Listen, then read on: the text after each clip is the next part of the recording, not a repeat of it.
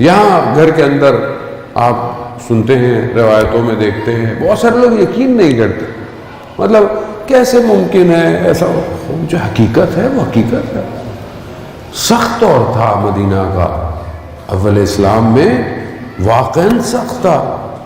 اصحاب صفا یعنی یہاں تک کہ کس طرح سوتے تھے، رہنے کی جگہ کیسے تھی، کھانے پینے کو چیزیں نہیں تھی، حقیقت ہے۔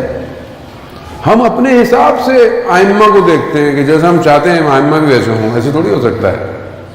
گھر کے اندر فاقہ ہے، یعنی ہے فاقہ۔ مولا متقیان حضرت علی ابن ابی طالب علیہ السلام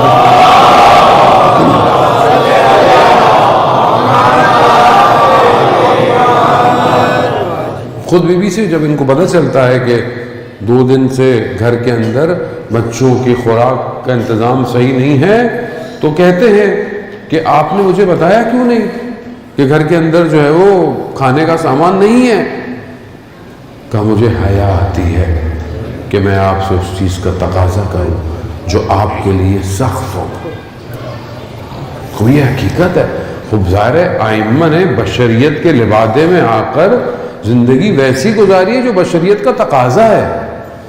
جو ایک انسان کم سے کم زندگی گزار سکتا ہے، اہل بیت نے وہ زندگی گزاری۔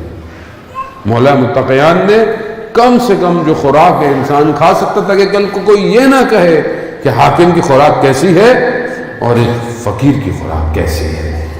نہیں ہے سارے موت۔ رہبر، لیڈر جو قوم کو چلاتا ہے، امام، وہ کم سے کم معاشرے کے شخص کے برابر زندگی گزارتا ہے۔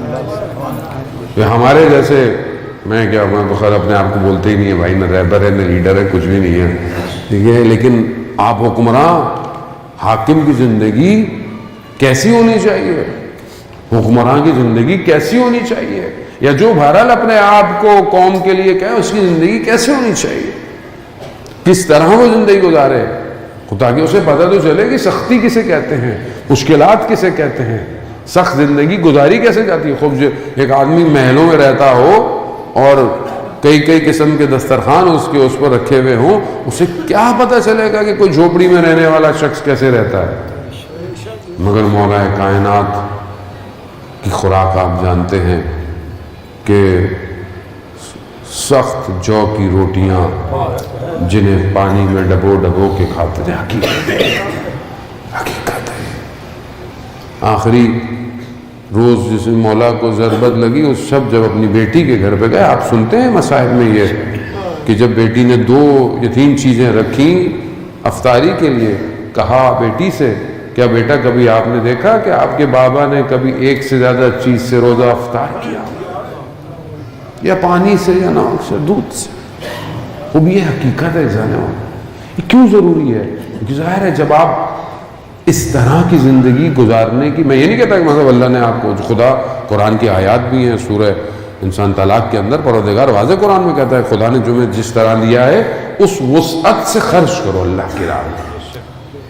یعنی 3 چیزیں بہت زیادہ روایت ہے، پیغمبر اکرم حضرت محمد مصطفیٰ صلی اللہ علیہ وسلم،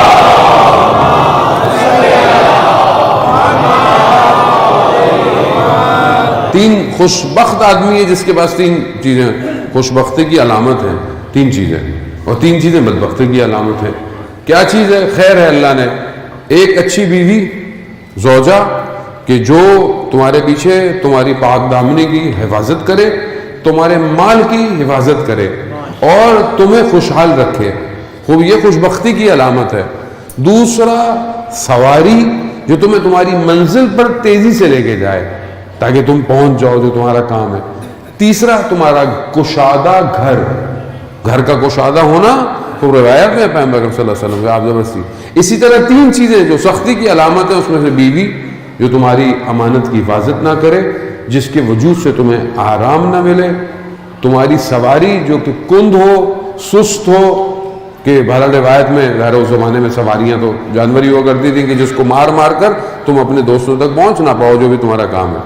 اور تیسری چیز تنگ گھر، کہ جس کے اندر تم سخت زندگی گزارو۔ جان محترم، مگر اللہ نے اگر دیا ہے تو اس کو بہتر، لیکن ایک شخص امیر باہر سے ہوتا ہے اور ایک شخص ثروت مند اندر سے ہوتا ہے. ماشاءاللہ ماشاءاللہ. اسی طرح ایک شخص فقیر ظاہر ہوتا ہے اور ایک شخص فقیر باطن. بہت سارے لوگ ظاہری طور پر ثروت مند ہیں, پیسے والے ہیں, مگر اندر سے فقیر ہیں.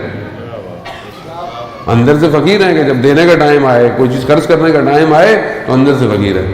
لیکن کچھ لوگ ظاہری فقیر ہیں مگر اندر سے امیر ہیں. ماشاءاللہ. اب یہ گھر, کیا آپ نے قرآن کی آیتیں ہیں, ہم کیا ان کی تعریف کریں جس کے لیے قرآن اتر جائے آیتیں, ہم کہاں ان کی تعریفیں کر سکتے ہیں. کہ 3 دن روزے رکھے گئے, ہر ایک دن سائل آیا, بڑے نے دیا, پھر چھوٹے نے دیا, سب نے گھر والوں نے اپنی روٹی دے دی. ظاہر میں اتنا کچھ نہیں ہے مگر اندر سے امیر ہیں, دے رہے ہیں. کچھ نہیں ہے مگر دے رہے ہیں. بیوی اپنی شادی کا لباس جو ہے, وہ نیا لباس جو ہے, وہ ساحل کو دے دیا. رسول خدا فرماتے ہیں بیٹی اگر دینا ہی تھا تو پرانا لباس دے دیتی. کہا بابا میں نے بھی آپ سے سیکھا ہے, آپ جب اپنے تن کا لباس اتار کر ساحل کو دے سکتے ہیں تو میں کیوں نہ دوں. یہ اندر سے ثروت ہے. تو کیا یہ ثروت ہمارے اندر پائی جاتی ہے؟ ہم تو جمع کرنے میں لگے ہیں, جمع ہو جائیں, کیلکولیشن, بینک اکاؤنٹ, چیزیں, میری 2 چیزیں ہو جائیں, 4 چیزیں ہو جائیں. یہ دنیا پرستی ہے, اور یہ دنیا پرستی انسان کو آہستہ آہستہ آخرت سے دور کر دیتی ہے.